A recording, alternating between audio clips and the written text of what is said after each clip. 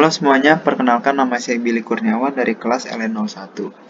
Pada video kali ini, saya akan menjelaskan beberapa materi tentang pengalokasian memori. Sebelum itu, saya akan menjelaskan mengenai pengalokasian memori dalam sebuah program di komputer. Saat menjalankan program, komputer akan mengalokasikan memori ke dalam 4 bagian. Yang pertama, bagian menyimpan kode. Yang kedua, bagian menyimpan variabel global. Yang ketiga, bagian menyimpan variabel lokal. Yang keempat, bagian menyimpan variabel dengan alokasi dinamis atau yang kita sebut dengan heap. Oke, yang pertama ada malloc. Malloc mengalokasikan memori secara dinamis dan datanya disimpan dalam heap. Untuk menggunakannya, butuh library stdlib.h. Malloc akan menghasilkan sebuah pointer yang menunjuk pada alamat memori pada heap. Malloc dapat diisi dengan ukuran byte yang kita inginkan, atau dapat menggunakan size of dengan nama variabel untuk mengikuti ukuran variabel. Berikutnya ada calloc. Calloc memiliki fungsi yang sama dengan malloc. Cuma yang membedakan adalah pada calloc menggunakan beberapa blok memori untuk satu variabel. Sedangkan malloc menggunakan satu blok dengan ukuran tertentu untuk satu variabel. Performa calloc ini akan lebih lambat jika dibandingkan dengan malloc, karena calloc menggunakan lebih dari satu blok memori untuk satu variabel. Yang berikutnya ada reloc. Fungsi reloc adalah mengalokasikan ulang memori dari variabel yang sudah dialokasikan menggunakan malloc dan calloc. Lalu ada free. Free berfungsi untuk menghapus alokasi memori yang sudah dialokasikan dengan fungsi malloc, calloc, dan juga reloc. Selanjutnya adalah malloc.h. Malloc.h adalah header non-standar, ditemukan di banyak sistem yang sering mendefinisikan fungsi tambahan khusus untuk implementasi malloc yang dapat digunakan oleh platform tersebut. Yang berikutnya ada malloc pada stdlib.h. Malloc ini adalah fungsi bawaan yang dideklarasikan dalam header stdlib.h.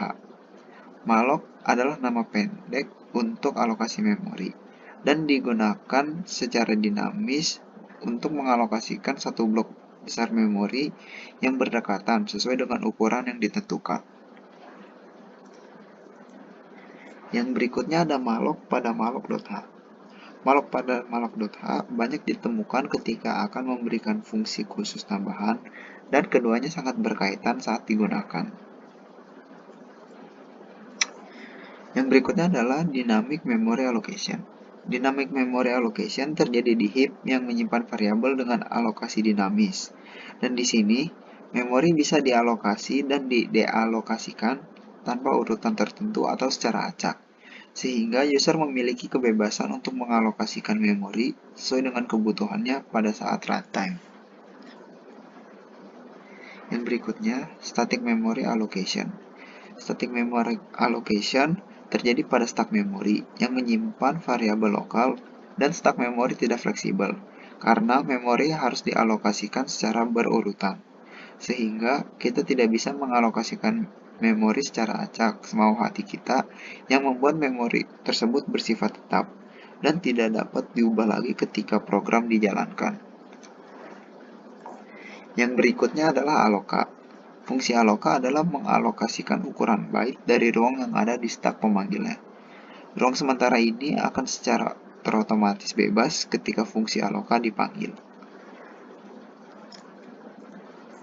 Selanjutnya adalah malloc getState. Fungsi malloc getState adalah merekam semua kondisi saat ini pada variabel pembukuan internal malloc, tetapi bukan isi sebenarnya dari kondisi. Petunjuk fungsi malloc.hook.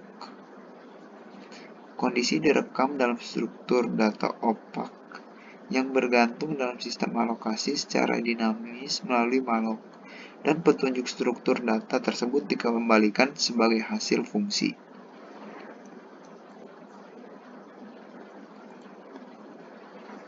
Berikutnya adalah void. Fungsi dari void pointer adalah untuk menampung nilai berbeda dari pointer biasanya. Pointer ini tidak memiliki value, namun dapat menampung sebuah value. Biasanya digunakan untuk mengalokasikan sebuah value ke dalam memori yang lebih fleksibel.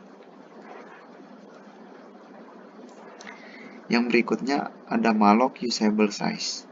Fungsi malloc usable size ini adalah untuk mengembalikan ukuran alokasi yang dapat digunakan yang ditunjukkan oleh pointer.